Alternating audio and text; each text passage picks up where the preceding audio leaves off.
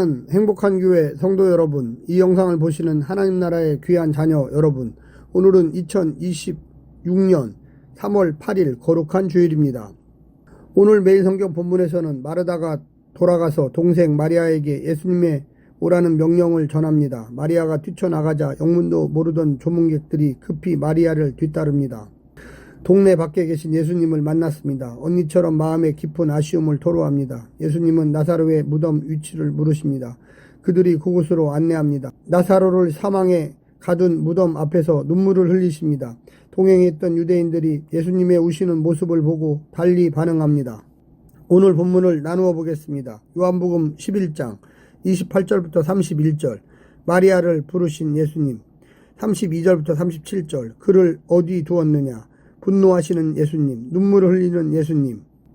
오늘 본문 요한복음 11장 28절부터 37절 말씀을 듣고 다시 오겠습니다. 이 말을 하고 돌아가서 가만히 그 자매 마리아를 불러 말하되 선생님이 오셔서 너를 부르신다 하니 마리아가 이 말을 듣고 급히 일어나 예수께 나아가매 예수는 아직 마을로 들어오지 아니하시고 마르다가 맞이했던 곳에 그대로 계시더라. 마리아와 함께 집에 있어 위로하던 유대인들은 그가 급히 일어나 나가는 것을 보고 곡하러 무덤에 가는 줄로 생각하고 따라가더니 마리아가 예수 계신 곳에 가서 배웠고 그 발 앞에 엎드려 이르되 주께서 여기 계셨더라면 내 오라버니가 죽지 아니하였겠나이다 하더라. 예수께서 그가 우는 것과 또 함께 온 유대인들이 우는 것을 보시고 심령의 비통이 여기시고 불쌍히 여기사 이르시되 그를 어디 두었느냐. 이르되 주여 와서 보옵소서 하니 예수께서 눈물을 흘리시더라. 이에 유대인들이 말하되 보라 그를 얼마나 사랑하셨는가 하며 그중 어떤 이는 말하되 맹인의 눈을 뜨게 한 이 사람이 그 사람은 죽지 않게 할 수 없었더냐 하더라. 당시 유대 장례 문화는 형편에 따라 방식에 있어 다소 차이가 있었지만 일반적으로 나사로의 경우처럼 사후 곧바로 염을 무덤에 안장했습니다. 장례식은 전문적으로 피리 부는 자와 애곡하는 자를 고용의 조문을 받으며 고인의 마지막을 정성껏 기립니다. 마르다와 마리아 한 사람씩 예수님과 사적 만남을 가진 것은 요한의 반복되는 인물 묘사 기법입니다. 상대 인물을 통해 예수님의 정체성이 드러나는 방식입니다. 오늘 본문을 세 부분으로 나누어 자세히 설명드리겠습니다. 첫 번째, 마리아가 달려간 곳. 예수님은 상가가 있는 마을로 들어가지 않고 마리아를 애곡하는 무리 가운데 불러내어 위로하십니다. 다른 조문객들처럼 죽음을 애도하기 위해 오신 것이 아니라 죽은 자를 살리기 위해 오셨습니다.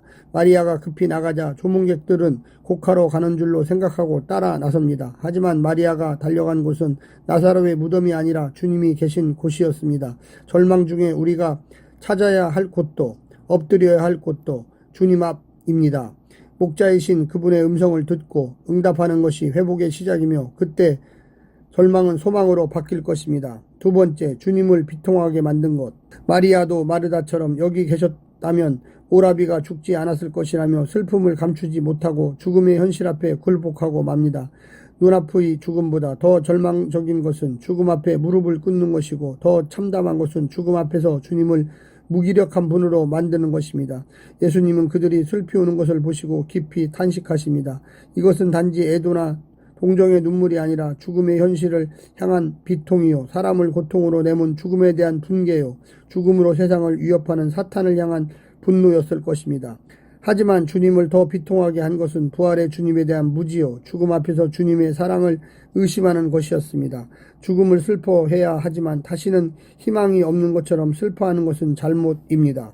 마지막 세 번째는 유대인들의 오해. 예수님의 눈물을 지켜본 사람들 속에 그 눈물을 나사로를 향한 사랑으로 본 시선과 그 사랑을 의심하는 시선이 교차합니다. 그러나 그들의 시선에는 눈먼 자는 고쳐도 죽은 자는 살릴 수 없다는 불신과 사랑하는 자를 죽게 내버려둔 상황에서 그 사랑에 대한 의심과 비난이 스며 있습니다. 하지만 그들은 사랑하기에 지체하신 예수님의 사랑에 대해서는 몰랐습니다.